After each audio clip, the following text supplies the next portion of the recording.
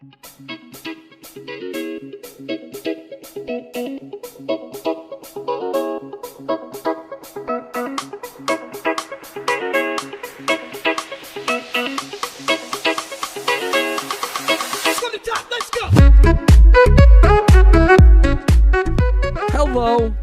everybody. Welcome back to the Sesh Grand Prix. I'm your host, Braveheart, here as always with my best friend, my partner in crime, my co-host, Taylor Surreal. How's it going, bud? Going well, man. I'm excited. Yes, we are here to bring you our mid-season review. Just to give you guys a little rundown on how we're going to be doing things. We're going to be rating every race we've had so far this year, all 11, on 3 categories. We have the C1, on-track action, C2, off-track drama, and C3, the viewing experience of the race for us here in the States. So yeah, every race was watched on replay. Let's just put that one out there right now. Yes. We value our sleep on Sundays, and yeah, we don't watch the races on time. We're bad F1 fans. We get it. But Correct. Before we jump into everything, remember, guys, like, comment, subscribe if you like what we're doing. Let's jump into it. All right, so we started off the season in Bahrain. Night race, getting to see the liveries in the in the heat of battle for the first time. That was pretty dope. Dope. So that the points for on-track action there. As for off-track drama, I think Fernando Alonso wins this one. Or does that technically count as on-track action because the sandwich bag flew into his airbox, I think, on the track? Yeah, I'd say on track. In addition to that, there was way more sparks flying. You know we like sparks flying. Yes. Beautiful sight. And actually, since this race, there hasn't been that much. No, in the way the of only sparks. real good one was in the tunnel at Monaco. Yes. But outside of that, yeah, no real good sparkage. I think that's going to come later on in the season. There were some good ones on the street circuits though. Yeah. Just because. And I wonder, are they replacing those bottom plates every so often, or is it the same plate from the beginning that has just been worn down a bit? I would assume that's because it's the plates that spark are connected to a hunk of wood. Which is why, if you ever see an F1 car go airborne, there's a big chunk of wood under the on the floor. And that's basically a way for the FIA to make sure that the cars aren't running too low. Yes. And if a certain amount of that board is worn away, then the car's generating too much downforce, or it's a weirdly basic test that they keep using. That's part of why I love F1. But yeah, I don't know why on night races they just probably just show up more. They're there. It's just we can't see them because it's daylight out. But yep, Fernando got binned by the sandwich bag, and we have track limits. That's what came out of this one. Yeah, that was kind of a lame controversy to start with. But got to give shouts to the Mazepin, all the DJ horns and everything, going off at turn 3 in his first Grand Prix. I know that bullying not Dimitri Mazepin. Shit, we can bully him as much as we want. But I know that bullying Nikita Mazepin has become kind of not cool on the internet that recently. I'm here to say that we in America, we think bullying works. And I think Nikita Mazepin does not belong on an American F1 team. I think this fucked up Rocky IV situation that's going on at Haas needs to stop. So we're going to keep bullying Nikita for the rest of the goddamn season. I don't care. Not one bit. Yep. So let's move on from Bahrain, from the desert to the rains of Italy. Yeah, this was probably, this is up there for, or wait a minute, we have to grade. Yes, I'm gonna say the Bahrain's an 8 out of 10. Yeah, I'll agree with you, because one, it was the first race. Two, we had sparks flying. There's some fun things going on. It was just extremely exciting. There were some battles. The controversy was a bit confusing. You know, we are kind of new to this shit, so there's was a period of adjustment. We didn't know what the fuck track limits were. We were learning. Yeah, we were picking it up as we went along. That's why we didn't start actually doing this podcast until Monaco. So, but yeah. So from Bahrain, we'll move on to Imola, which in my notes here I have everything's better down where it's wetter, and that is definitely true. Yeah. YouTube, don't get us for copyright. They will. But basically, you know, Mad Max just muscles Lewis out of P1 going into turn 1 and just does not look back. You know, Phenomenal. Lewis crashes, or not crashes, but he locks up, runs off the track, and then like I was watching the replays getting ready for this, and you can see how he's just feathering the gas and like trying to drive back through the gravel pit because he knows if he like spins the wheels at all, he's going in, and that's it. He's like trying to salvage his race however he can. But yeah, that one was bad. And then obviously we have the Bottas-Russell crash, which I'm not going to lie, in the run up to this, I kind of completely forgot that was a thing. I feel bad as someone who has, you know, shit talked about F1 on the internet for a couple of weeks now, or several weeks now. Like, I feel like I should have remembered that, but like, nah, it's like as the drama has gone up through the season, shit like that just kind of goes by the wayside. I don't remember it. But yeah. I don't know, dude. I think Imola, let's grade it. I guess 9.8 for me. Okay, yeah, I was going to say 9, but that's a solid number. It is a rookie score. I will say, I'll give it a 9.3. Okay. It was fantastic, but had it not been in the wet, who knows? It probably wouldn't have been as exciting, but thankfully we were graced with the wet. So, yep. Yeah, 9 what did I say, 3? 9.3. I went for 9.8. Fair. So now we move on to, frankly, two of the more boring races of the season, but we'll start in Portimao for the Portuguese Grand Prix. Literally all I have written down here is Hamilton, Verstappen, Bottas. Ham Verbat. Yeah, like this, I'm not gonna lie. You know what? The only real big win out of this one is the Portuguese Grand Prix is where I developed my patented 2-stop strategy. Because I was so fucking bored halfway through that race. I was just like, you know what? I'm gonna make this interesting. So I'll be right back. I guess. Or did you bring the race with you? Oh yeah, no, I brought it with me.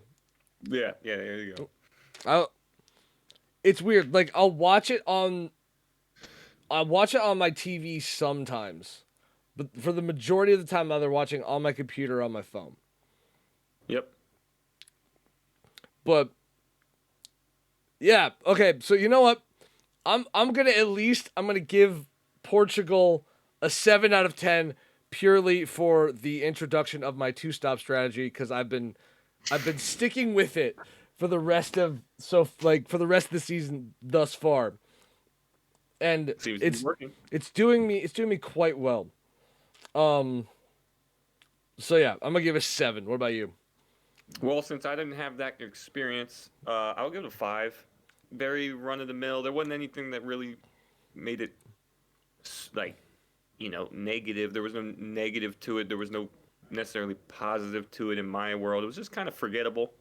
Just a solid race. So I'll give it just middle of the road. Give it a 5. 5 out of 10. And then we move on to the Spanish Grand Prix, which this was disappointing in a different way. And it's like,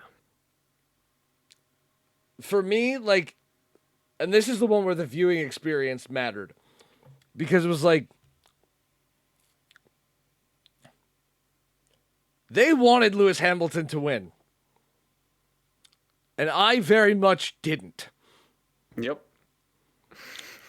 And it was just the feeling of, oh, fuck no. I have to hear these assholes talk about how great Lewis Hamilton is for, like, however long till the end of this race once he finally passes Max. And it's just like, it's, okay, how long is it going to take him to do it?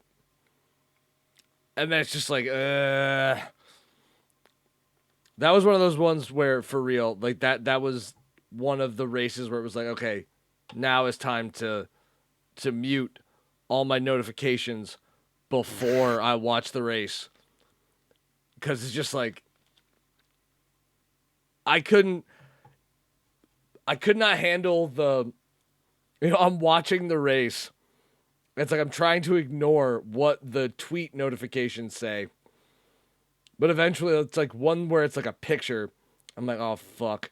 And it's like, I'm not able to swipe it up fast enough and I already know who wins. It's just like, Those are the ones I'm always like trying to dodge because that's what it always is. It's always a picture either of the winning, like crossing the finish line, or a crash or something, and then Yep. I guess gotta stay off. It has to be said. Like, I send stuff to the Discord when it's spoilery about the race. So Taylor can choose to, because I tend to, I'm in Ohio, he's in LA. Like, what? In order to like get up and actually in time to actually watch the races, you're getting up at like 4 or 5 in the morning, right? Not happening. So I end up getting to watch them before him, and honestly, I think it was Monaco where it was like I basically spoiled the whole thing in the messages beforehand. But Which is okay. It happens. yeah, I think Spain's where I started doing that. But yeah. But yeah, Red Bull get out strategized in Spain. Or yeah. We were on Spain, right? I don't know. Fuck.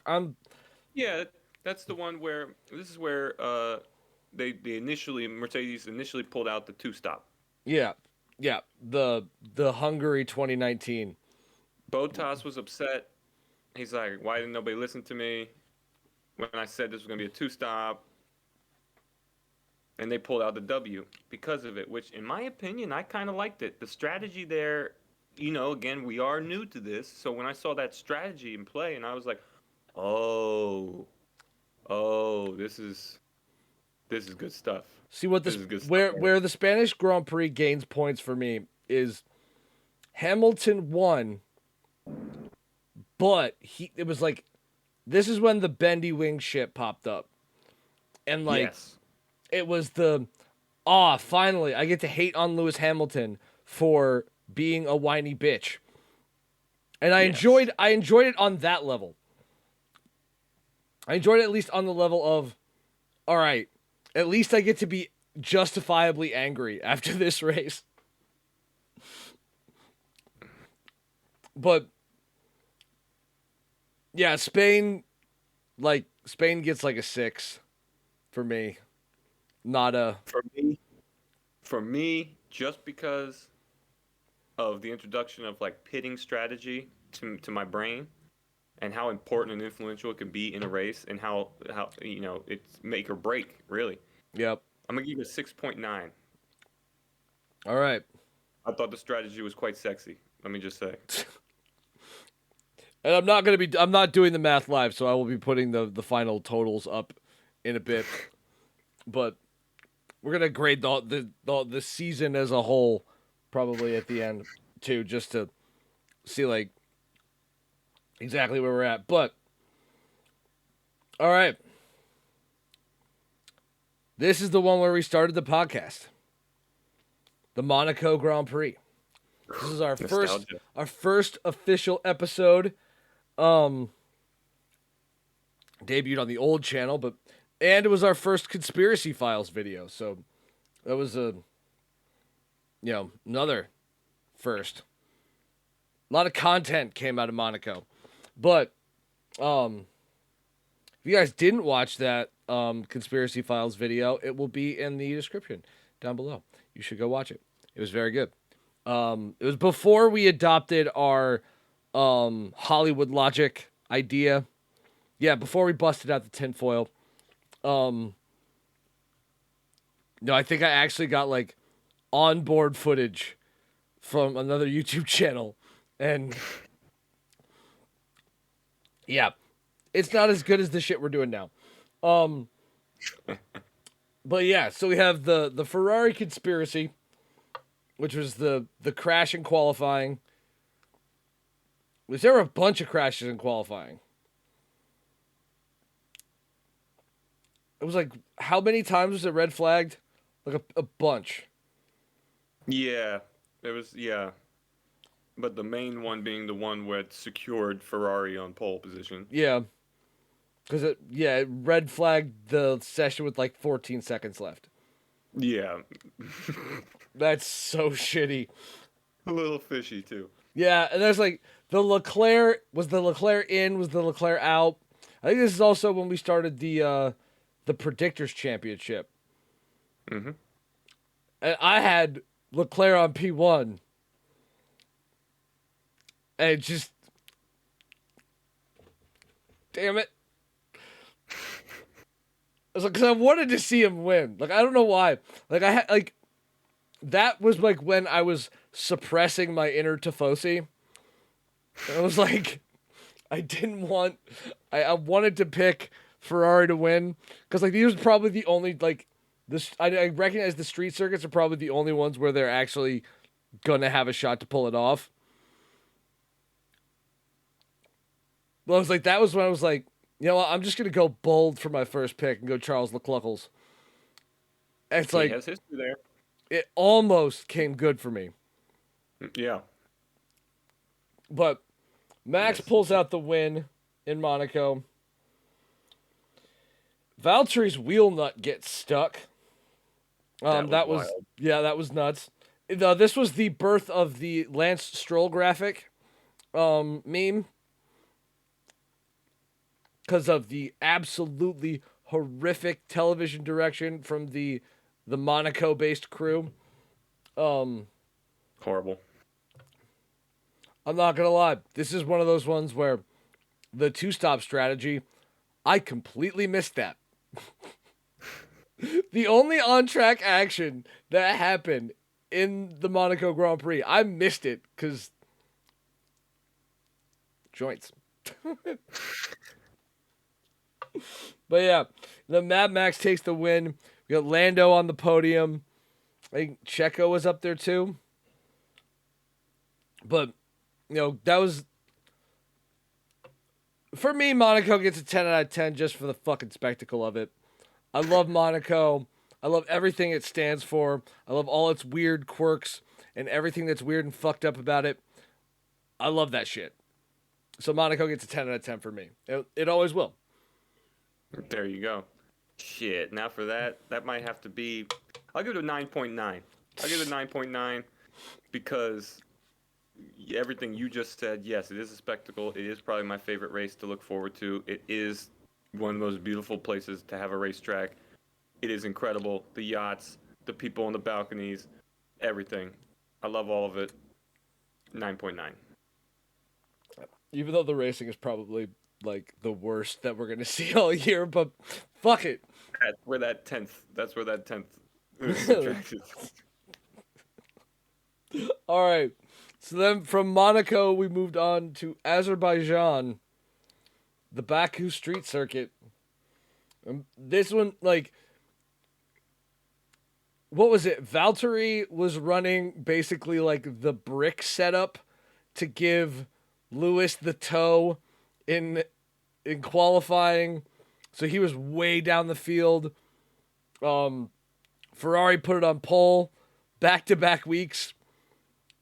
I think Leclerc lost it like a lap and a half in. Mad Max took the lead. Lance Stroll's tire exploded. Then Mad Max's tire exploded. It's a tire gate. You know, we're Americans. We love a good gate suffix. You know, then we had, you know, brake magic. The memes from Azerbaijan were probably some of the best. I particularly like my Pierre Gasly meme. But, which, yeah, speaking of, he ended up on P3 on the podium behind Seb and Checo taking home the win. So that was not the ham verbot that that we're used to. And, dude, just the Lewis going off at turn one, just, oh my God, so satisfying to watch him fail so horrifically. Baku's going to get a solid 8 from me. It's up there.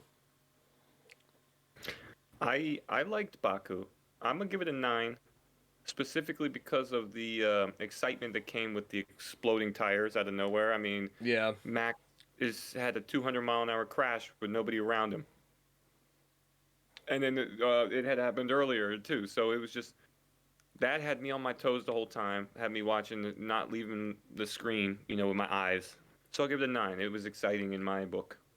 I think my favorite... And the brake magic, when Lewis is sitting there with his smoking brakes, you think something's going to happen, you think he's going to pull out, and then boom, he locks up and goes straight into the the off-run.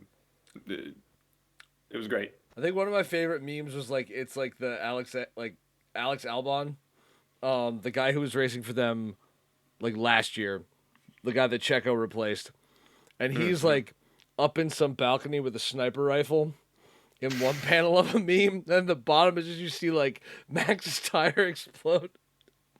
That's hilarious. That one's great. Sniper. Yeah. So it's an 8 from me and 9 from you. Mm-hmm. All right, so we have the French Grand Prix now. And this is one where Max basically pulled a reverse Hungary 2019 on Mercedes, or a reverse Spain 2021. We're going to have to come up with some kind of sexual euphemism name for that because it's just too good to not apply that to it. But yeah, this one was kind of boring. I'm not gonna lie. All I really remember from this race is Ferrari's tires getting shredded. Yes, that was the main thing I remember. In addition to how beautiful that track looks. Yeah, that track is trippy as fuck. I have tried to drive it. So cool. I've tried to drive on it in the F1 game. We're gonna have some problems there. If I'm gonna go back through the season and try and catch every slow lap, I think that's the goal. Is we'll start currently and in the in between we'll go back and pull an old one. I didn't know that track was real. I thought it was editing. When you see these really nice photographs from years prior or whatever, and it's got all the colors and the lines going everywhere. I didn't know that was real Yeah, until I knew it was real, and it easily became one of maybe my favorite tracks. yeah, it's up there for me. I think what's weird is that we love it, but I think most other like hardcore F1 fans hate it. Mm. But it's just like,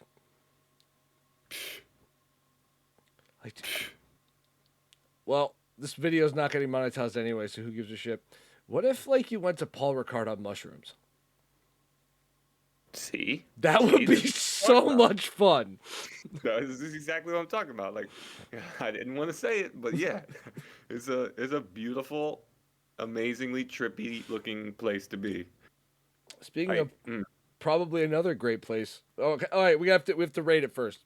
But I'm gonna give Paul Ricard another.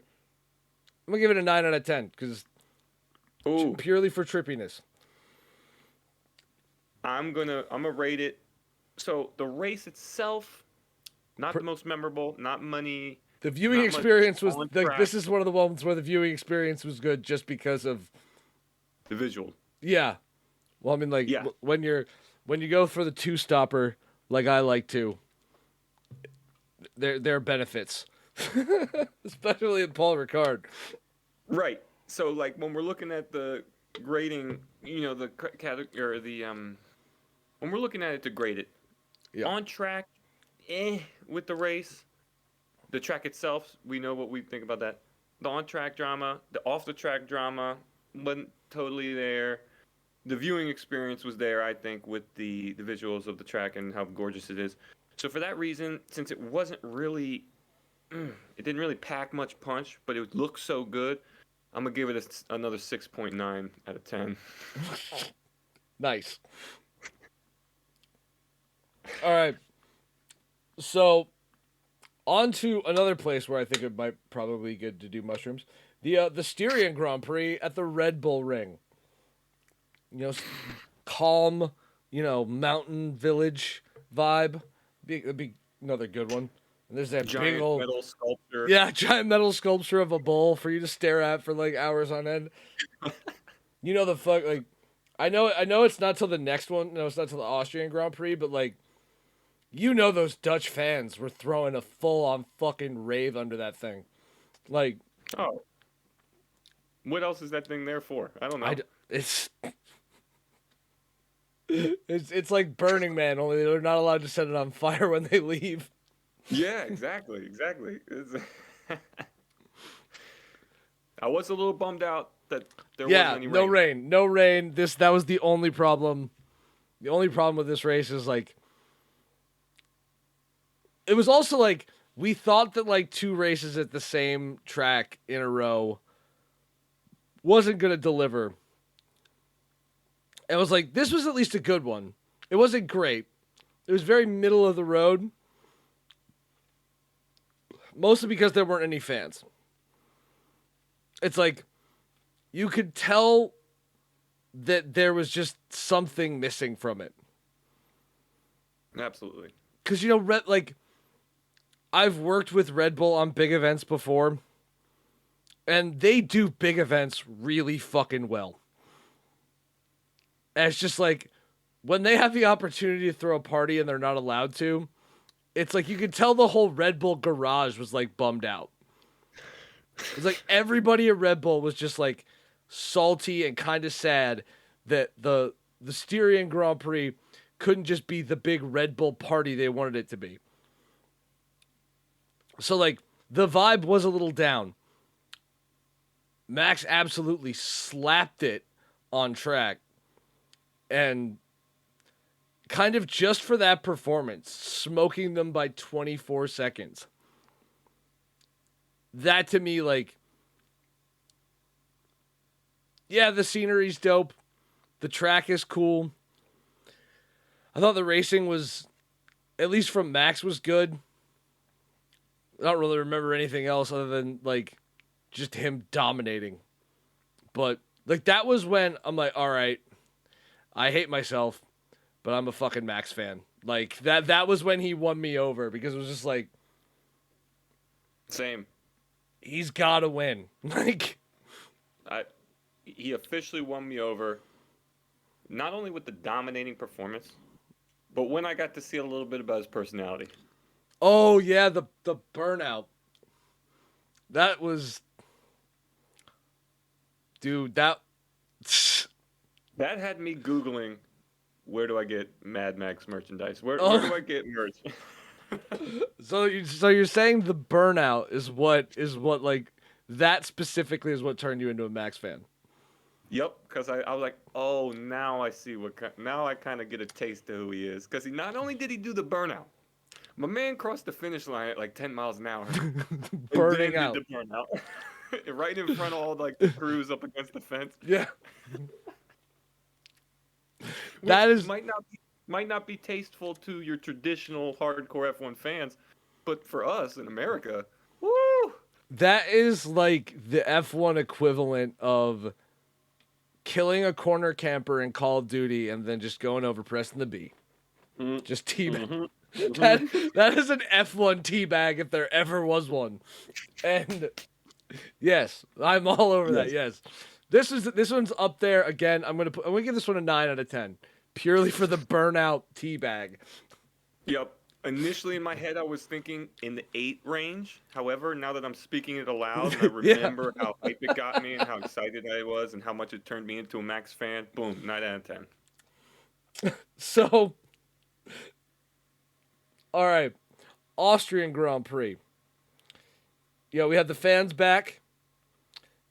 I think we're officially labeling this race 2 trailer park girls go round the outside, round the outside, round the outside. Yeah. Just yes, penalties galore. You get a penalty. You get a penalty. Yeah. You get a penalty. I think what was it? Lando got 1. Did Checo get 1 or 2? I'm pretty sure at least 1.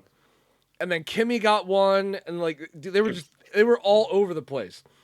They were just throwing them out everywhere. Max romps home for another big win.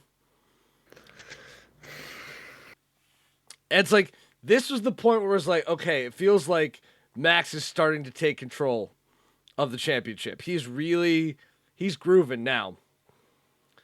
This is exactly the point where I was like, Mercedes is having a meltdown. Yeah. It's like the viewing experience of like watching Lewis Hamilton's post-race interview, it's like you could lick the salt through your phone. That's how upset he was. And I enjoyed that so much. It's like just it's like watching Tom Brady be sad. Oh, phenomenal. Or like for me as a Browns fan, the Ben Roethlisberger crying memes. Oh. Those were oh my god. We share that then. Now we finally found a common ground between Browns fans and Ravens fans. Oh. Yeah, it's like yes, you guys have beaten them in the past. But you didn't make him cry. Beating him aside, I don't care who does it. During a home playoff game. Oh god, that was so good. It was so to see good. That man cry. I don't care who does it. That's a W for everybody. Yeah. Oh man. You make Big Ben cry. That is a win for Western civilization. Yeah, good form, Browns. Good form. But yeah, seeing Lewis after this race was great.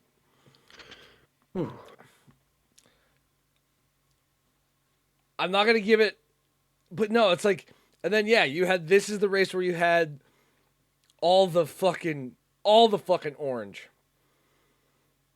It was like the sea. How much do you think the robbery rate went up in the Netherlands with like all those people not home? It's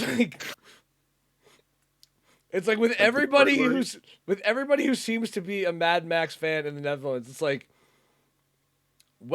if the Dutch Grand Prix happens, there's going to be a marked increase in like home break-ins, and like all that shit because everybody's going to be at the race and all the criminals are going to be like, well, I could get tickets, but I'm going to rob all your houses instead. Like that seems to be like I think that's going to happen. And the only thing they're not gonna get from the burglary is the orange T-shirt. Yeah. That's it. Maybe they'll get all the old school Mad Max merch. Mm-hmm. But yeah, like the Dutch fans with all the orange smoke from a viewing experience perspective, that was pretty dope.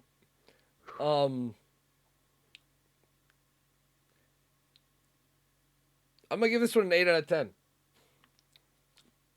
I think we're close with that one. I'm giving it an 8.5 because again, it was very amazing to see the turnout, to see the people there, to see how hyped they were. Yeah, it's like the smoke grenades. They were all in line with the orange. Oh, it's like as new F1 fans, we hadn't seen really a race with people at it. Like right. there was the French Grand Prix. There were a few people at Monaco, but it was not the Monaco that everyone's used to. Right. I'm gonna go with you at 8.5 because it deserves that little extra half a point just for actually showing us what an F1 weekend, like giving us like a vibe of an F1 weekend because it's hard to get that without the people in the stands because you can't relate to fucking drivers and Karun Chandok and whoever else they have like working the event. Like that's a who knows. Maybe ESPN will call us up one day and ask us to commentate F1. I highly fucking doubt it. But yeah, like maybe we'll get that opportunity at some point, but it's like amongst the fans it's a different vibe and like that one felt like the big Red Bull party that everybody was salty about not being able to throw the week before. Yes. It almost gave me vibes like It looked like a fucking music festival. A music festival or like El Clasico, like a La Liga soccer game or something in the Premier League, like, Chelsea versus Liverpool, something like that where the stadium is just moving. It's bumping. Yeah. They got the big old flags. They got the smoke grenades. They got everything going on. They're screaming. You can barely hear the announcers. It kind of felt like that. And I'd never seen that before. That was awesome. Yeah, that was pretty sick. Then we go to the British Grand Prix. And the LHT 1000 emerges. We don't have to tell you what happened. The video link's in the description. But yeah. That crash at Cobb's Corner was just like a black hole of every other possible newsworthy item got sucked into it and it was just gone. All it is the LHT 1000 wrecking off Max Verstappen at Cobb's.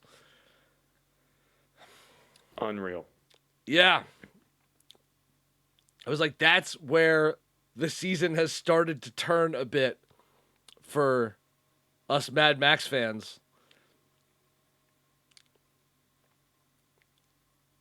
Like, I'm just going to be honest with you. Like, the fucking celebration after the race.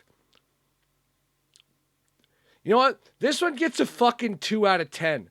Just cause he won. And just because of how he did it. Like, 2 out of 10. The viewing experience was like negative 85. Yes, I like to see a good pile up, a good crash. I like to see it get switched up a little bit. However, not in this fashion. No. I don't like to see, I don't want to say gloating because it wasn't exactly gloating, but it was more of like, he's celebrating like he just did something. He didn't do anything. Yeah. He took He took He his took competitor out of the race. he took his only competition out of the race and then cruised to a victory. Yeah, from the second position. He wasn't. He never had the first position. Nothing. He was trailing, fighting, and he said, "Whoops." Yeah. It's like caught Leclerc up, literally pulled the same fucking move. Only Leclerc buckled and drove off the track, and Lewis passed him. It was just like,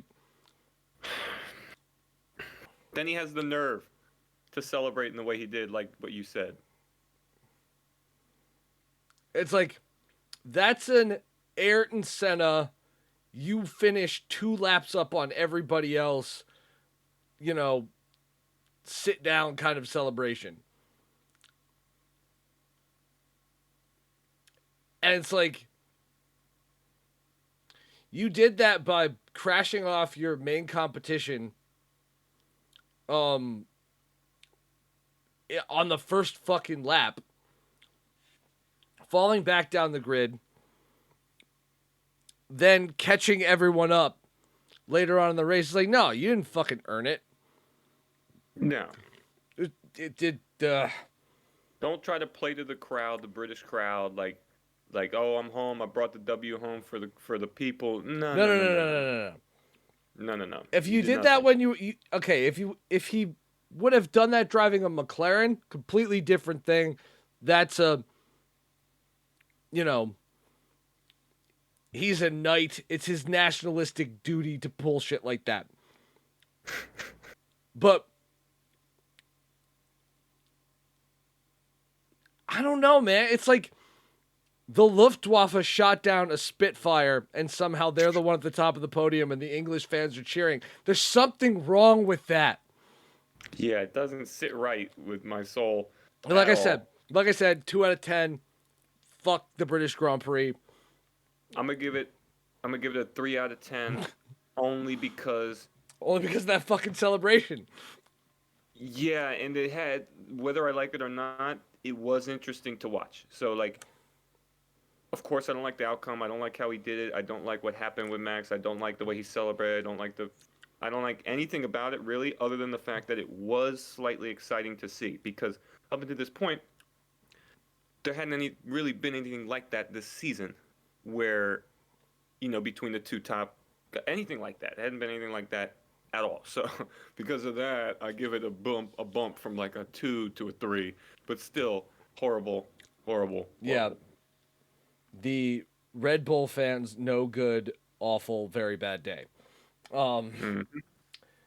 Which that will lead us on to the last race we've had up until now, the Hungarian Grand Prix. Yeah, we got Valtteri going bowling into turn 1. He Ugh. knocks out Lando, turns Max's car into a fucking brick. Like, if Esteban Ocon hadn't won that race, it's like if Lewis had come back from 14th to win that, that would have been like a fucking Red Wedding, Hodor's death in Game of Thrones. I just would have turned it fuck off and walked away. Well, see, that's the thing. He was set up to win that, but his pitting strategy or Mercedes' pitting strategy did not work out so well. Yeah. Mercedes definitely made the wrong choice on the LHT 1000's tires, but also Fernando Alonso went full Jedi Master on him and just would not let him pass. That too, which was awesome to see. But Nope. He made up for the sandwich bag by going full Jedi. It's like you couldn't avoid a sandwich bag, but you can keep a fucking liquid metal Terminator Lewis Hamilton from passing you for like 5 laps when you shouldn't. It's like there under no circumstances should that have happened, but yet somehow it did. It's like Now, well, one of the interesting things I will say about this race is that it did start in semi-wet. Yep. You know, Which cue the little mermaid, but it's like we don't even need an entire wet race. We just need one wet corner. It's like that's it. It just kick off enough chaos to red flag a race early on, let it dry up, and then we're good. Like I think legitimately the FIA needs to think about just like setting up a trackside sprinkler system, putting that on for the first lap, and then letting the track dry out naturally, just to see what fucking happens. It's like you're willing to try sprint races. Why not like just wet the track down before the race starts? Just to see, just see what happens. that would be hilarious. More wacky F1 ideas coming soon, everybody. Yep. I like what happened in the beginning to an extent. What I did, with the wet track, the crashes, whatnot, because I do like to see action like that. Obviously, I don't want to see anybody get hurt, but that's not what we're talking about. But what didn't sit well with me with that was the fact that it was Mercedes again. Yeah. And of course, how could they have calculated or known that they were going to take out who they took out in the way that they did? Watch the next Conspiracy Files video to figure out how they made that work. Yep, I'm not going to get Doug into has some theories. Because it's coming. It is coming. And if you enjoyed the last one or haven't seen it, you're going to want to see this one. In the description. It just doesn't sit well with me. And I know I talked to you about this, and we discussed it that, yes, this needs to be more conspiracy, but it looked like Bottas could have braked when he was supposed to, and that he did not, and just came in like a wrecking ball and smashed through everyone. Oh, I was not happy to see that it was Mercedes. Had it been anybody else, that'd be fine. But Mercedes crashing out Red Bull 2 races in a row after the Well, technically, it was like, here's my whole thing. Technically, he didn't crash out Max. Technically, what happened was he hit Lando, who then hit Max, who then, it's just like, it's like a pool cue. Yes, that's exactly what it looked like. It was like he's just trying to line up the shot, waiting for Max to go by, and then bang. Like, trust me, you guys will see what the weird ass shit that we've got cooked up for that video. That one's coming. I'm itching to say it now, but I can't. So Stay tuned for the next video. All right, so we'll tally up the grade for race by race to get the full score. It's full grade. But if you had to rate this season so far, like overall, what are you giving it? Overall, so far, at the halfway point or the almost halfway point. Yeah, almost halfway. I would give it a 7 because we haven't seen it all yet. Obviously, it's been getting more and more exciting as it's been going on, especially now with the liquid metal Lewis Hamilton and the fight, the actual it's becoming a dog fight between Mercedes and Red Bull.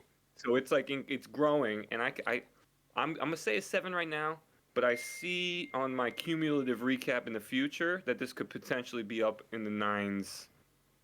Yes, we don't have much to grade it on other than replays that we've seen, but for me, on the excitement level and what I've been seeing race to race, my projection is that it's going to keep climbing on the score.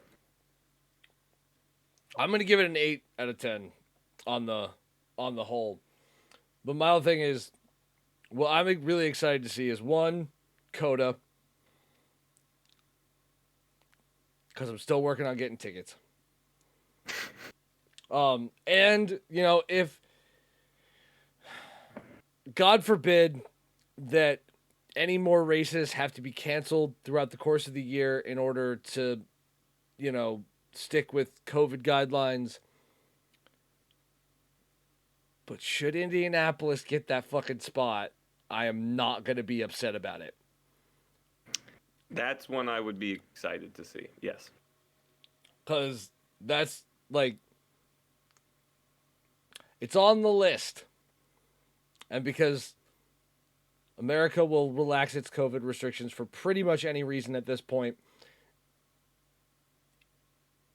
we're probably a reliable destination for F1 for the rest of the year. So, like, we'll see what happens. But it's like, I'm going to give it an 8 out of 10 for right now. But, like, I do have a very strong feeling that we're going to be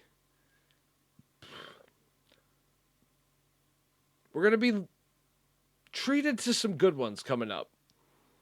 Like, I'm excited to see Spa. I'm excited to see Monza. Like, all right, there's some. I think Coda is a good track. I don't know where they're. I don't know if they're doing anything in Asia, but like, who knows? I think Turkey's still on for this year. I'm not sure, but I think we got some. I think there are some bangers left. I agree. I agree 100%. And I'm excited. But all right, everybody. That is it from us this time. We will be back with another video, probably a driver tier list here soon. Yeah, we'll see you guys soon. Adios.